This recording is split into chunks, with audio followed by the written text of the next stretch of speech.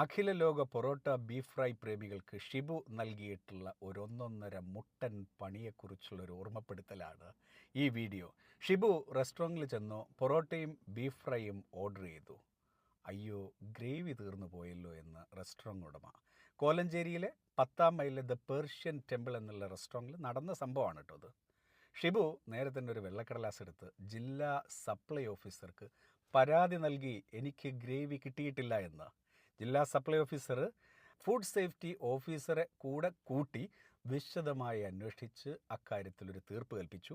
Indian ഭരണഘടന പ്രകാരം പൊറോട്ടയും ബീഫ് ഫ്രൈയും ഓർഡർ ചെയ്യുമ്പോൾ ഗ്രേവി പൗരൻ്റെ മൗലിക അവകാശമല്ല എന്ന് അദ്ദേഹം ഒരു തീരുമാനത്തിലെത്തി ഷിബുവിൻ്റെ പരാതി തള്ളി. ഷിബു അവിടെയെങ്കിലും നിർത്തിയിരുന്നെങ്കിൽ നമ്മൾ പൊറോട്ട പ്രേമികൾ രക്ഷപ്പെട്ടേനെ. ഷിബു നിർത്തിയില്ല.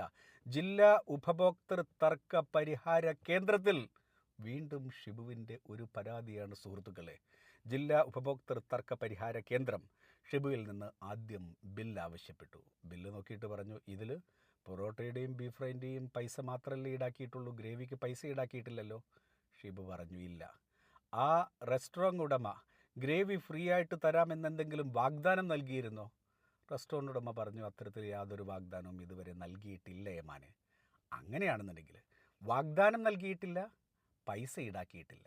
അതുകൊണ്ട് തന്നെ പൊറോട്ടയും ബീഫ് ഫ്രൈയും ഓർഡർ ചെയ്യുന്ന സമയത്ത് ഗ്രേവി ആ ഉപഭോക്താവിൻ്റെ അവകാശമല്ല എന്ന് ജില്ലാ ഉപഭോക്തൃ തർക്ക പരിഹാര കേന്ദ്രം എന്നേക്കുമായി തീർപ്പ് കൽപ്പിച്ചതോടെ പ്രിയപ്പെട്ട പൊറോട്ട പ്രേമികളെ, ബീഫ് ഫ്രൈ സ്നേഹികളെ, ഇനി മുതൽ ഏത് റെസ്റ്റോറൻറ്റിൽ ചെന്നാലും പൊറോട്ടയും ബീഫ് ഫ്രൈയും ഓർഡർ ചെയ്യാം.